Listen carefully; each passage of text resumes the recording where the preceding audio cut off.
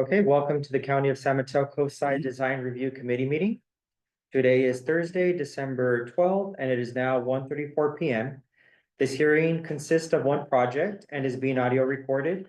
For a better recording quality and the orderliness of the meeting, please put your phones on silent, avoid side conversations in the audience, and wait for my prompt before speaking on an item. There are two opportunities for the public to speak, including a public comment period for matters not on the agenda, and a separate public comment session for each project on the agenda. And for the fairness and orderliness of this meeting, please limit your speech to 3 minutes or less. The Design Review Committee's decision for item number 1, if any, are appealable to the Planning Commission within 10 working days by filing an appeal and paying the applicable filing fee. And as a reminder, the CDRC does not review matters related to zoning standards, local coastal policies, or the general plan, and will only review projects based on the design review guidelines and standards. So next we'll move forward to the roll call. Mark Stagmeyer. Not present. John Stedman. Not present. Julian Martinez. Not present. April Bingham. Present. Moshe Porter. Not here. Mark Din is not present, but joining us online. And James Bennington. I'm here. So we did not receive a chairperson's report, so we will skip this item and move on to public comment. So we're now opening public comment for matters that are not on the agenda. So for those attending this meeting in person, speaker forms are available on the back wall near the entrance. Please provide me with your speaker slip as soon as possible. And for those on Zoom, please use the raise hand feature to raise your hand to speak. And for those joining by phone, please press *9 to raise your hand, and pressing *6 will either unmute or mute your microphone. And when you hear your name, the last 4 digits of your phone number called, I will prompt you to come up to the front or unmute your account and inform you that you may begin speaking. And please state your name, address, and email address for the record. So I don't have any speaker request forms in person. And I don't see anyone looking to speak online. So seeing none, I guess Chair indicate if you would like to close a public comment, I guess for yourself in this case. Okay. Yeah. Yes, we close public comment. Thank you. So with that, we'll move forward to item number 1. James Bennington, as the community representative, would you like to introduce the project? Sure. Sorry, hi, this is Camille. I'm joining remotely. Item 1 is not, we can't start prior to 1:45. 1:45? Oh, thank you for the reminder. Okay. Yeah. Oh, okay. So we'll take a quick recess until 1:45, the time specified for the public hearing on this item to begin. Hey, Luis. Yep. Actually, I wanted to check in with everyone as to whether they'd reviewed what I had sent for the procedures document and if they had any questions. I didn't read it really in detail. I didn't have any questions necessarily. I kind of just skimmed it. Yeah, it's the same as the CEQA training slides that we had gone through last It month. looks like that, yeah. No, it's fine. Okay, cool. Okay, thank you. It's just checking. Thank you. Thank you. Thank you, Camille.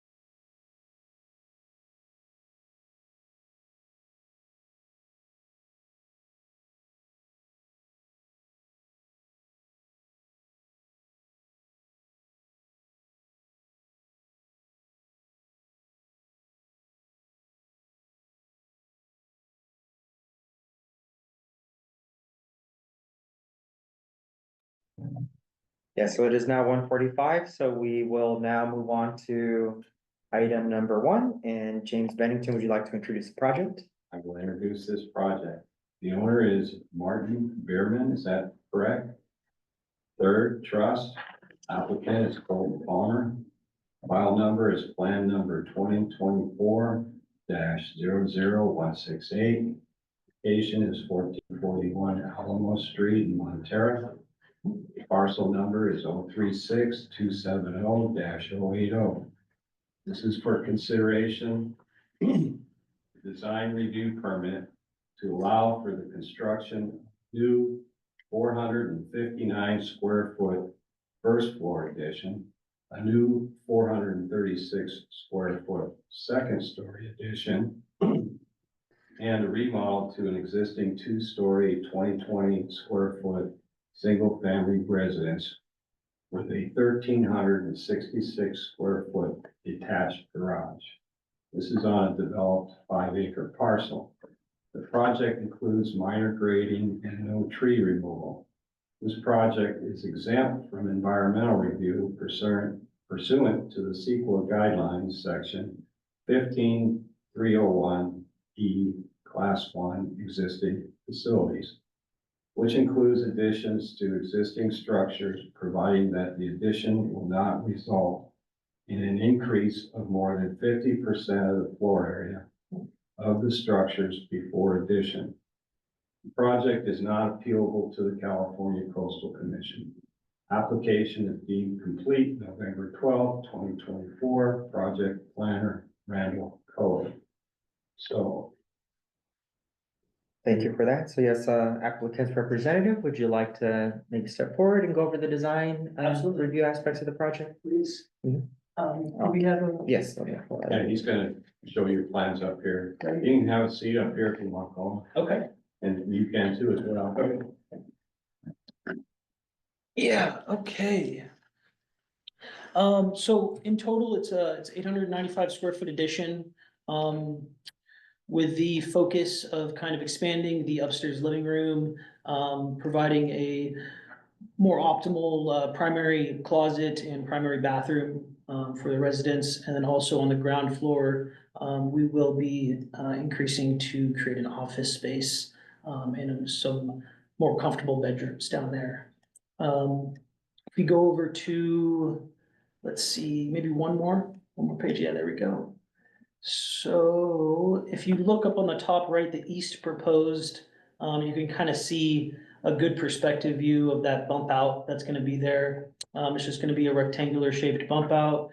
Our proposed roof is just gonna match, existing. All of our materials and colors are essentially gonna match existing. We are proposing some hardy plank siding, which is a little bit different than the existing T111 that's on the house.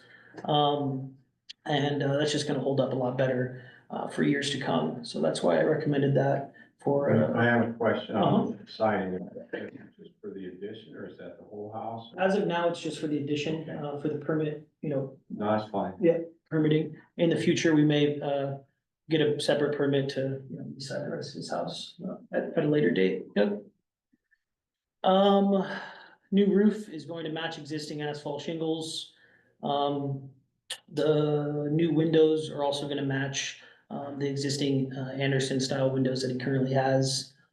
We may reuse a few of his existing windows if feasible when they get pulled out. And let's see, what else?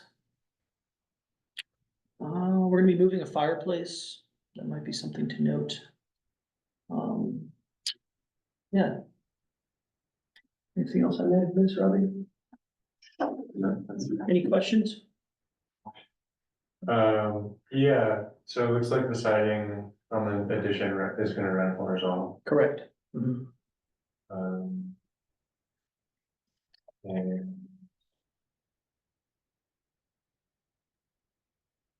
I guess. Is there any lighting proposed? Interior, exterior, or both, or Exterior. exterior? No, I don't think so. No, we don't have any sort of balconies or new exterior exits that are proposed on the addition. So none of, that won't prompt any new exterior lighting.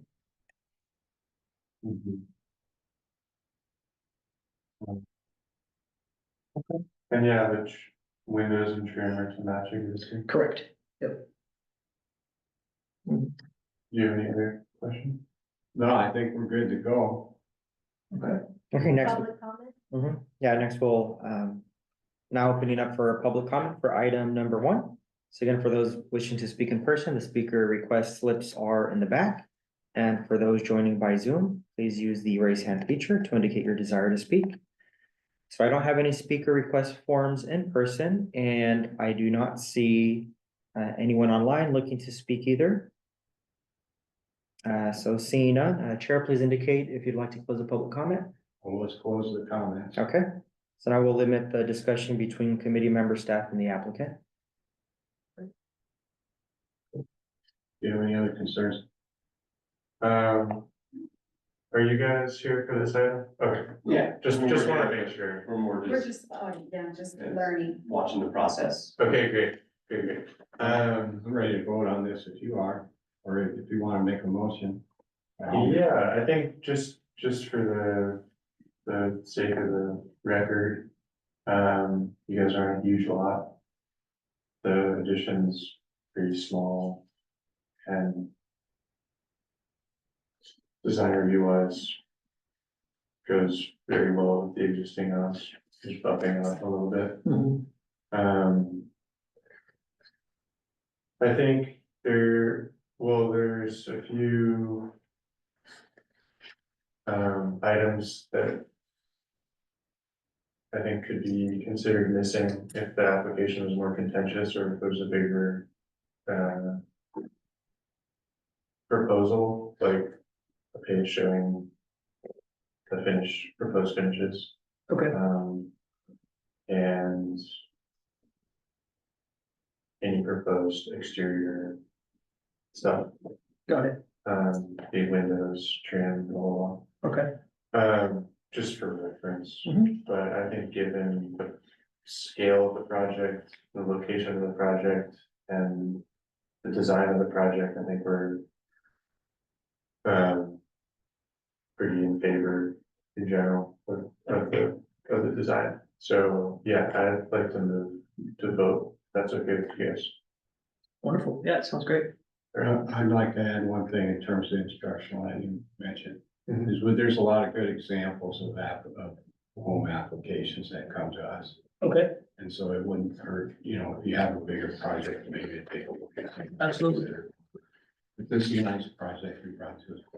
Great, thank you. So, you ready to vote? Yeah. Yeah. Well, I guess what we'll vote on is that we accept it as proposed. Is that all right? Yeah.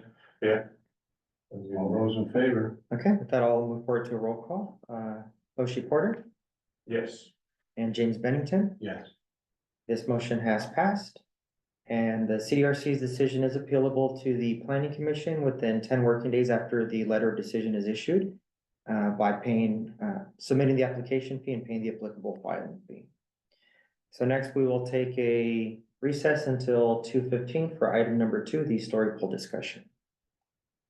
Okay, sounds good. Thanks, guys. Thank you. Appreciate it.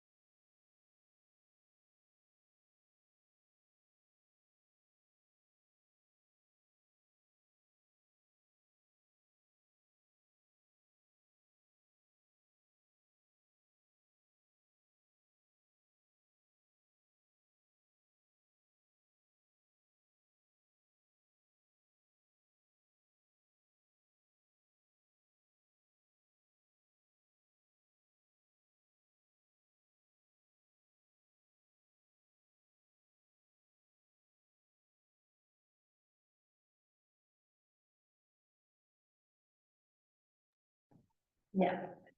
So we are back and now it is 2:15 PM and we'll move on to item number 2, which is the story poll discussion, which is continued from the November meeting. And I do have the letter that was sent here by Markton. Did all the committee members see that letter that came in? Yes. Okay, I made a copy of it actually, and I put some little notes on it. You know, like, I wouldn't mind passing it around, Your notes, or we can just discuss your notes. or we can discuss it. So, you know, I read this thoroughly, it's a good letter. The one thing about it is where it says in paragraph 4, it talks about this could lead to a more streamlined design review effort. And I think the streamline word could be taken a lot of different ways. Maybe another description like effective, if a more effective design effort would be more appropriate. And same thing on the last paragraph, the recommendation. But on the recommendation, where it says by providing a single requirement other than multiple options for projects to demonstrate scale, the CDRC feel this approach leads to greater clarity for applicants, the community, and a more positive community interaction.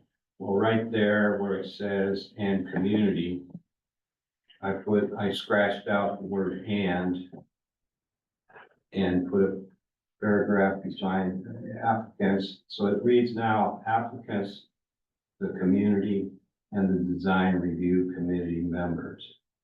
So I think that we should put in there something to the language that we also benefit from story polls. Because I don't know, when I review one of these projects, I go visit the site.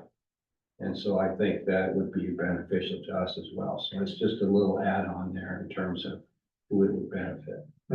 But I like this letter. Oh, and then the other thing is, I think when this is to close this letter, it should say respectfully, and then the following members, whoever support this letter should sign it, you know, so that everybody knows who we are that's supporting this. So that's my comments on this.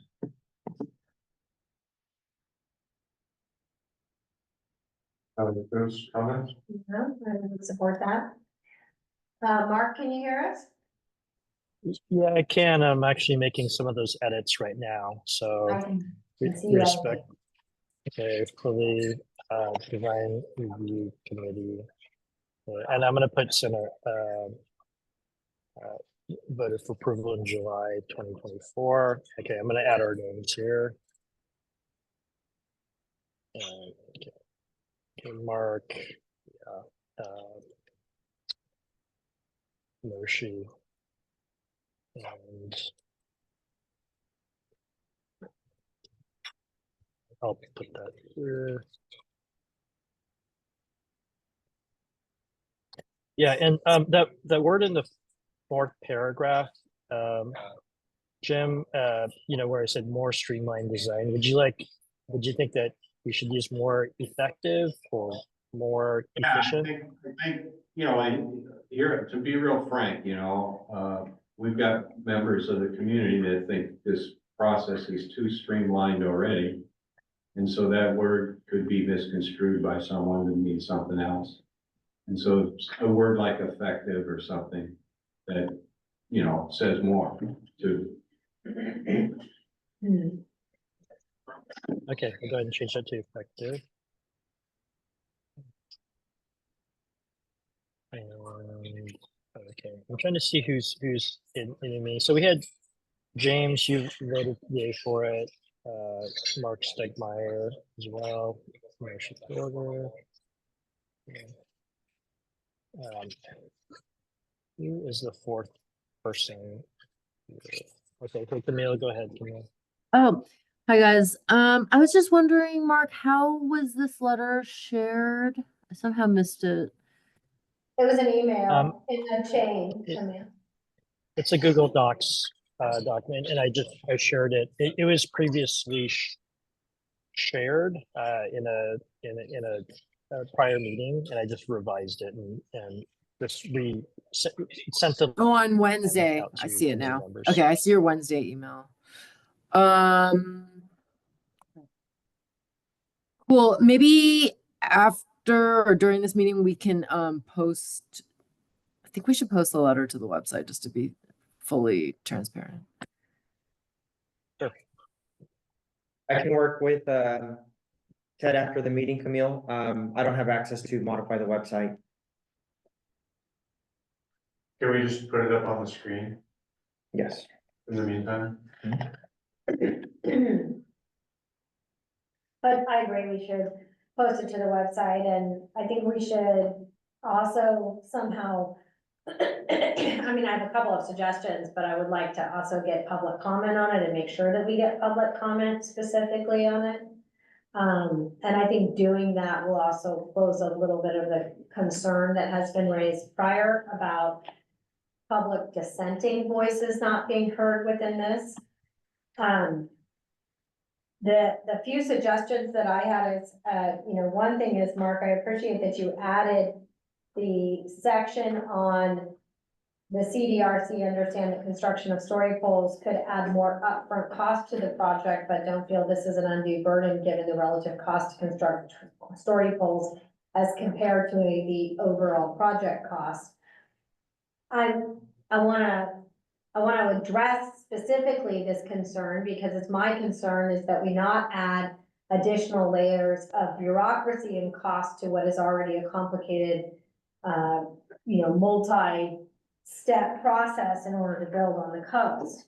And I do believe that creating objective standards, I'm very supportive of creating objective standards and simplifying standards so that that can be clear. And I know that you put the example, new construction additions less than 500 square feet or maximum building height under 16-foot floor area ratio threshold, like as an example. But I'd like to propose that we actually do two things in this letter. One, we reinforce that if we implement a story pole requirement, that the story pole requirement will be detailed as such that it will be objective in whether or not it is met. So there's two kinds of story poles that you can have erected, or actually multiple ways you can erect story poles right now. If you were just go get a contractor and say, build me story poles. So I'd like to get really specific about how the story poles need to be erected, because that will also affect the cost, because getting story poles erected and certified that they are consistent is more expensive than erecting story poles, as some of our, contractors have suggested, where you just like tape a piece of paper tape onto a pole, or, and then who verifies it, right? How is it verified? Who verifies it? I think really detailing out a bit more exactly what we're asking for and how we're going to ensure that it is both objective and not cost prohibitive. Because again, I know that relative to, $1 million housing project, $10,000 isn't a lot, but it all adds up. And it does slow development on the coast. And I think that we don't want to be seen as, blocking housing unnecessarily, especially in a state where we have a significant housing shortage. So I'd like to make sure that whatever we propose is, number one, I want some language around objectivity, and number two, specificity as to exactly what we're asking for. Yeah, April, I was gonna have some counterpoints there. The work that Katie and team did in 2020 has a lot of that detail, and this is like I spent a decent amount of time kind of, with a longer version that was edited down. I think what I had kind of planted in my head is what Camille said about just making sure it's clear about the recommendation and direction that we want to move forward on, and I think some of those details could be worked out in by staff planner, or feel like to task them with that. But that said, yeah, I'll be more than glad to add language if you can have some proposed language for what that looks like. I am going to flip back to some of the language here on the screen that Katie had summarized. Katie and team back in 2020 had summarized. Really talks about materials, some things about verification, and that group had a very specific eye towards making it, as reasonably achievable and cost effective as possible. So there was a lot of that detail there. I did link to from our letter. Yeah, I mean, but glad to the reason I bring it up is because obviously Katie had mentioned that in the last meeting, but I think there's no point in putting the standard in unless we can verify that the standard is objective. And that it is. And I did add a little bit here about, doing that balance, that we do provide a threshold, but at the same time, making sure it doesn't lead to complex or subjective interpretations or Yeah. exceptions. I was trying to gear towards that, but I see your point about, it is important to make it simple, right? And as clear and as objective as possible. And I wasn't sure if that was a considerable, concern or issue back in the day when story points were done more regularly. But maybe Camille and others who were involved in projects before the story poll or demonstration scale ordinance in 2020 was put in place, where it didn't provided the option to do a visual method. Is April recommending that the CDRC take what has already been done and create an objective checklist for compliance and with words perhaps that would also be included in the ordinance and attach it to this? Is that what you're Yes. suggesting? Okay. Yeah. Yeah, I kind of see that as a missing piece. I think everyone wants to do this, but if the CDRC can be specific as to what it wants to see in terms, so the county's doesn't feel like it has to develop something from scratch. Because if you guys can just propose like this could be the story poll program, that would be great. My comments on the letter is that I don't think you need to include links. I don't know if you were planning to attach them or email this letter with the hyperlinks, but I think you can describe what happened in the past without actually providing links to it, because I think they're, one, kind of old, and two, there's just so much information in those links that they kind of want information to kind of already be digested and simply summarized.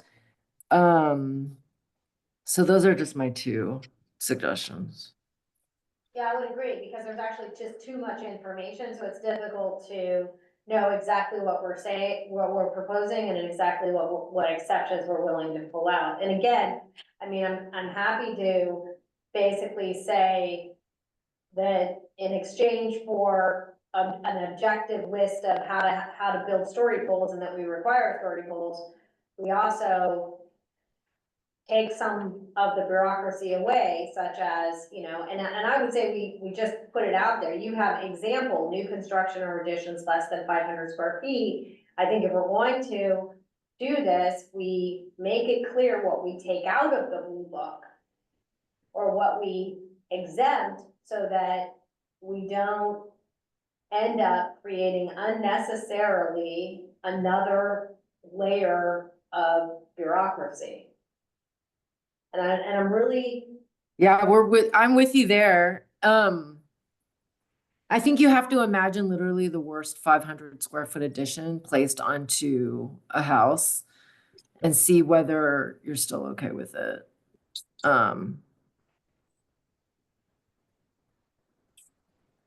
Anyway. So April, I just want to understand. So these, I'm alluding here in this sentence about, having like the story poll requirement should include thresholds and providing some examples, but not being prescriptive about what we feel those threshold should be. Are you, April, proposing that we do specify the Yes. thresholds we feel this should be? Okay. Yes. How do we work on that? Well, I think first of all, we need to just, as part of this letter, I believe that the next step would be we draft exactly what it would look like. Because I don't believe the county is going to do that. So if we're gonna make a proposal, and we're all gonna agree we make a proposal that story poles are mandated, then it is an objective story pole proposal that we pull together with a checklist. This is how you do it. This is, you know, what it has to look like. These are the materials you have to use. It doesn't have to be, you know, validated or verified. It has to have a piece of tape. I mean, we have to get specific in order to, I think, have this pass. And the second part is we get specific about the exceptions, that we all agree what the exceptions are. You don't need story poles if you're building a one-story house. You don't need story poles if you are, so that we are very clear and it is very objective what we are asking for. And I do believe that, you know, maybe you need story poles if you're building a 500 square foot second story addition that is going to be higher than the ridge line of your house, but you don't need story poles if you're building a shed.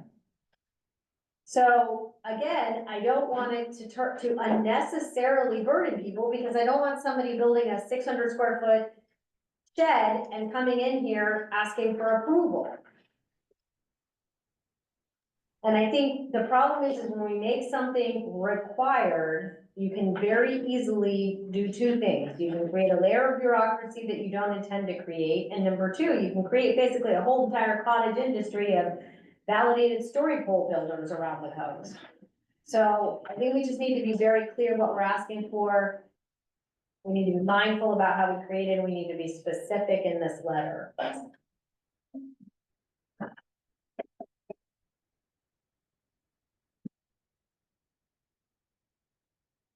And I think that would be the next step, is we'd have to get specific. What are we actually proposing?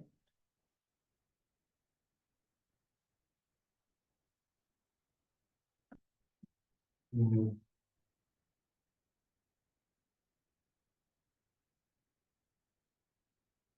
there's a lot of work that's been done, so I mean, I don't think we're starting from scratch, right? If you read all of Katie's work, you know, Katie did some of that work. I mean, even just describing massing and ridge lines, we've gotta be really specific. What do we mean by ridge line? What is the standard definition? When we say you need to demonstrate the mass, what does that mean, right? Because we need to be very clear, like, Oh, we it's need in- 4 corners of it, you need. It's in the blue book. A lot of that's in the codes and in the blue book, on what it means. But all of that's being revised to more objective standards, so if we're gonna make something a requirement, we need to be clear, do it again. Well, Yeah, just like the Hey, four April, corners. It's not It- that hard to define. Hey, April, I was gonna see, have you seen the current story poll policy? And there is specification in there. Is that something that we should pull up See the now? current And would that policy. be helpful? I don't think it's specific enough. It doesn't list all the exceptions, first of all, which I don't like, and Well, because it provides alternatives, right? You don't have to do it, but now if we're saying we have to do it, there's the exceptions, but beyond the exceptions, there is quite a fair amount of detail in here about the, going with the story pole option. Story poles should be placed on all outside building corners on the high roof line. yeah, I mean, So- but again, this doesn't cover, because I know there was quite a lot of confusion even when I was doing my house for additions, for example. It can get quite confusing, because there's an existing house, and then how do you, I mean, my addition never went above the roof line of the existing house and didn't change the roof line, right? So it should have not required story pole. Or let's take the one that we just looked at. We just looked at an 800 square foot addition. They did erect story poles. I don't believe they should have had to erect story poles. Yeah, but given our revised story pole requirement, we would still have to. That's right, and I want more exceptions for things like that, because I don't think that, what did we gain from them having to do that, and then they spent money doing it? I agree with that. Bear in mind, the more exceptions you have, the more complex and more interpretive it can become as well. No, I don't, that's the thing, I think we need to figure out how to write it so that it so that it's objective and it is clear. And Sounds unfortunately, good. I think April, can you take a first pass at that? yep, I like what you've done so far, Mark. You saw the small changes I recommended. I don't think it needs to be much more than what we have. Anyway, I gotta get going, you guys, so okay. appreciate the time. Thank you. Yeah. And we do have one person online that's participating in the meeting. I didn't know if you would like to move to public comment. Yeah, let's move to public. Okay. So with that, we will now open the public comment for item number 2. There's no one in person, but for those online, if you would like to speak, please use the raise hand feature to indicate your desire to speak on this item.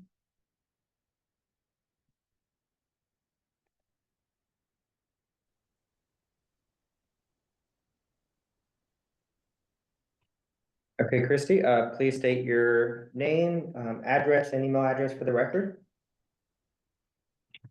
My name is Christy. My address is Montera. And I am tuning in because I am in support of doing story polls for 2-story additions. So I am keeping an eye on this issue, and I appreciate the letter that you're drafting. So thank you for that. Okay, thank you for your comment. So seeing no additional attendees or anyone wishing to speak online or in person, Chair, please indicate if you'd like to close a public comment. Yeah, we can close public comment. Okay, we will once again limit the discussion to the committee members and staff.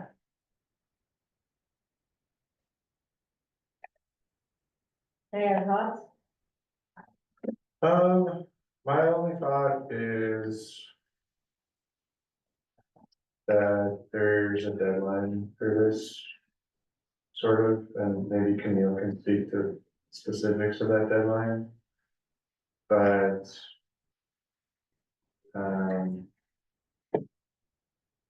I like what Mark's put together here. Yeah, I do. I In general. agree, I agree. I think we could get a little more prescriptive with the items that we're talking about exempting from design review. Mhm. I think I might just get rid of examples, colon, Mhm. but that would be it, in my opinion. And then I think I would get rid of floor area ratio threshold Yeah, and just say that we're proposing, or we like that. And this is my opinion, but we like that projects under 500 square feet and under 16 feet for maximum building height would be exempt from design review. Because I feel that if a project is 500 square feet, a single story addition with a maximum building height of 16 feet and it's in the setback, there's very few offensive structures, in my opinion, that could be constructed in those constraints. But I agree. I want everyone to agree with that. So you would just list the exemption as 500 square feet, 16-foot building height, And a 16 to. and a 16-foot building Yeah. height. Is fully exempt from design review Yeah, and story, so it's exempt from story polls, exempt from design review completely. And I that's think, what I'm saying. okay, I think that's a good outcome for me. I mean, that it's exempt from all of the design review standards. because then that allows less of those projects to come to us. Yeah. Well, But, what's probably gonna happen is it might go through there is a formal exemption process that people would have to apply for now, for smaller additions that don't go to the CDRC. So there's still a little bit of a public process and there still is compliance with standards. It's not like no one looks at it. yeah, it would still go through the planning department, Yeah. It still requires a permit, so it still goes through planning. but I think, I feel comfortable with that, making that exempt, and then it would be exempt from story poles. I think you could also exempt one-story buildings in general, but, I don't know if I agree with that. all right. Well, I think from the story From pole story section, poles. yeah, And that is part of our exemption in story poles, yeah, yeah, right. right? Is it in the language? Look, you had it open again. I don't think it's in there, actually. I think I would add to this a specific section on story poles that we would exempt one stories and,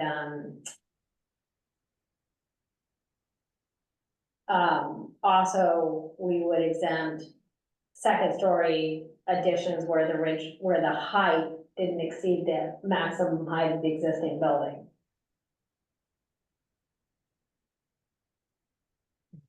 And one story. Maximum building height does not exceed The the maximum current. building height is not exceeded, so like if they're gonna build a two-story, like if they're adding on a second story or just bumping out a wall and they keep the same height of the building, they're not gonna affect people's views, right?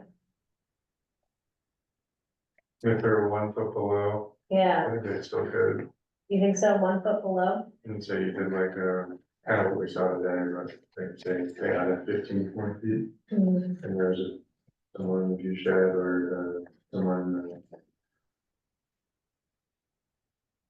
Yeah, I think, I don't know, I think I'm comfortable with the one story. I thought we had some It's not in there currently. exemptions from Katie's document. Mark. Uh, Uh, you recall what those look like? the exemptions for story poles or Yeah, the Yeah, there we exemptions for go. story poles. It's, I mean, here's some of the discussion back in the day with Katie, but in our discussions, I think we really This- talked about, anything above 1 story and size and like that's the notes that I captured from our last meeting is that, the 500 feet Yeah. additional size. so the only things that were exempt from story pole construction were single story additions, Okay, is that right? Yeah, If That's- the square footage was 25% of the existing square footage, so that's a pretty and, small. this is sort of more of a methodology or an approach. Do you guys feel it's better to have the requirement such that there is the potential for some projects that really should have story poles to actually not have story poles because they're below that threshold? Or is it better to be on the other side where maybe we're requiring some projects that we think, that probably shouldn't make story poles? Like, which this is more kind of a theoretical question. Like, do we Yeah, we know I see where what we you're want to saying. land? I didn't follow it. He's saying, do we want to Yeah. set the standard to where with the projects that are more on the line, are we capturing more of those in the story pole section, or are we capturing more of those in the exemption section? Oh, And Mark's saying between the lines, I think that he thinks there's some danger in setting the threshold too loose, because we might end up with some projects that don't do story poles they really probably should have, rather than the other way around. Okay. I think today with no requirement, first of all, to move forward with a requirement for story poles, we will already be farther along, even if we miss a very small number of projects that maybe should have had story poles, but I honestly believe it will be so small, even with that, even with the exemptions we've talked about, that it's not worth discussing. Right, because even with projects that won't be presented with story poles, we still wanna see a demonstration of scale, right? Yes.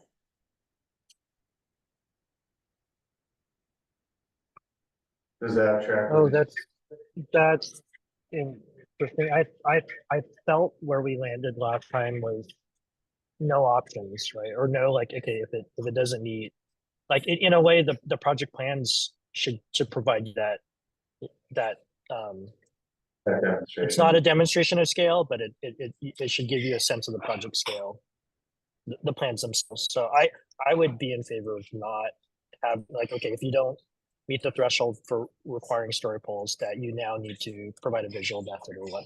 I would just have it, story poles or the project plans suffice to simplify. Yeah, things. maybe we just say that the plans must demonstrate scale. In that case, Yeah, but it's already in the blue book listed on the, anyway, I mean, it already listed in other sections.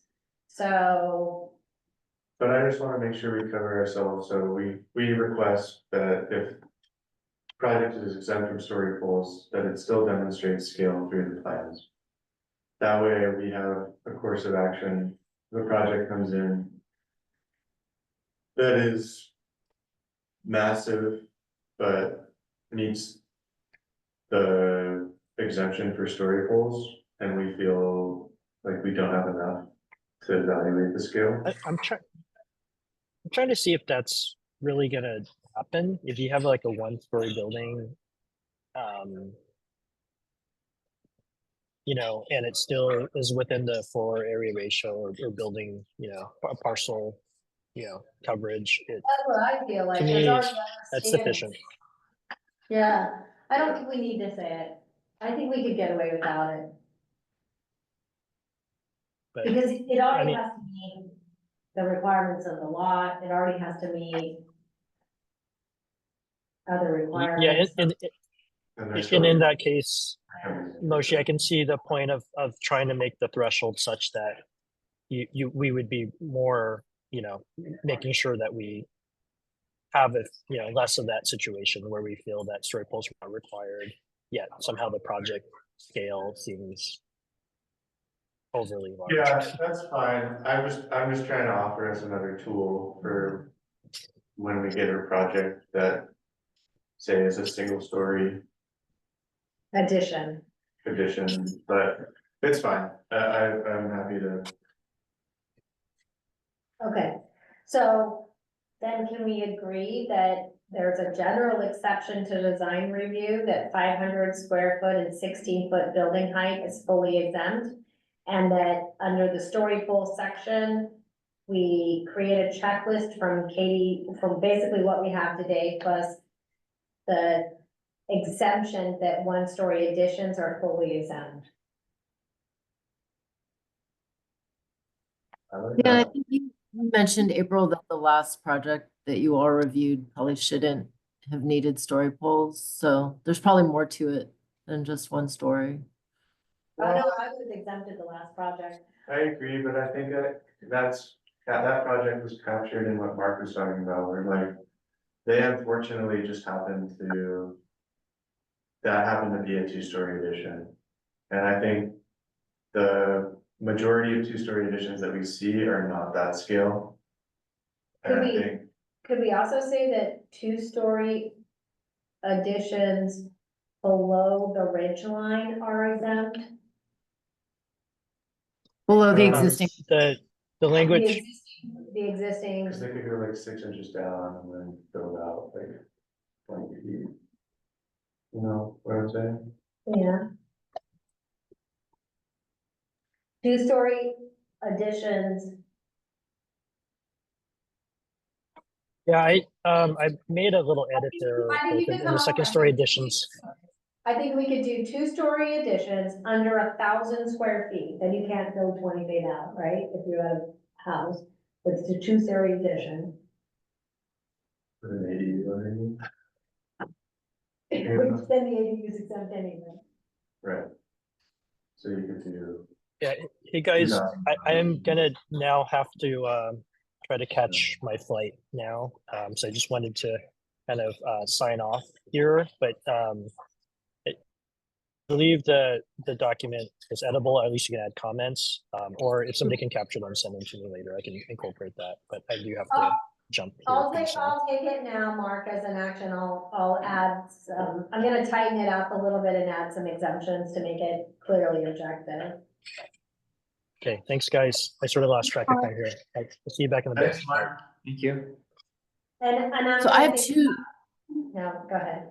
can I make two recommendations? One is that it might be easier to talk about this in like more of like a checklist form, which I think April was gonna come up with anyway. And these, you know, I mean, I think he's capturing this in the letter, but it could be probably just summarized in the letter and more captured specifically in a checklist in terms of exemptions and then also requirements. And then two, and then it might be easier for the CDRC to just go by line and like make edits once the checklist is like in a draft form. And then so I think Moshe was asking about time frame. I'm making good progress on quote unquote objectifying the design standards. So I don't know how long April needs for the draft, but and I don't think that we're having a January meeting. So we have no items, but unless you guys just want to meet for January to bring back the letter and the draft checklist, we can all just take a break in January and come back in February. Well, when are you targeting for What are you the, turning that in? for the updated standards? I hope really, really soon. I have a placeholder for the story pole stuff, but I'm hoping I can get it done, after the holiday. We have a holiday recess, so after the holiday recess, I'm hoping it'll be in a really good. So like middle of I'm gonna January? go to the planning commission. I mean, it's really just gonna be reviewed internally. And then we can always just put this in there once it gets to a public draft. Yeah. I think you guys are headed in completely the right direction. I really like the balance that you're striking with the exemptions, you know, removing some procedure while adding a little more procedure for story polls. And then just being super clear in terms of what's required, but not being overly onerous or having things be like super costly. So I think you're headed in the right. Well, okay, so maybe we just target a final draft. Or, a draft we all agree on by end of next meeting. Is that too much to ask? In February? In, That's when the in next January, if we have one, just to talk about it. I cannot really work on this until I get through the holidays. I'm absolutely swamped with work and I'm absolutely bored at home. But I'm happy to sit down and work on it after the new year and then have something maybe by mid-January. If we can do that. Okay? So we would have a meeting in January? Yeah, so we could do that, just on this subject, and then we could try to post it in advance and. Movies, we do like the third week of January, or It's January 9th. What's the hearing day? Yeah, January 9th would be the next day, but it sounds like maybe the request is for maybe like a week after that. two. I could do January 9th. I mean, I literally can Okay. work on it after I get through New Year's. I could probably send it to you by the 5th. Right. Okay. So we'll Okay. post a draft online, discuss it at the 9th. Okay. Okay. And I'm just gonna add. Thanks.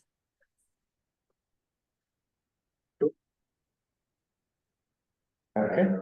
Okay. Any additional discussion on this item? Doesn't seem like any, so. Motion to close. Yeah, with that, we can move to the adjournment, so I'll take a quick roll call for adjournment, Motion Porter Yes. and April Bingham. Okay, with that, this meeting is adjourned. Thank you. Thanks, everyone. Thank you.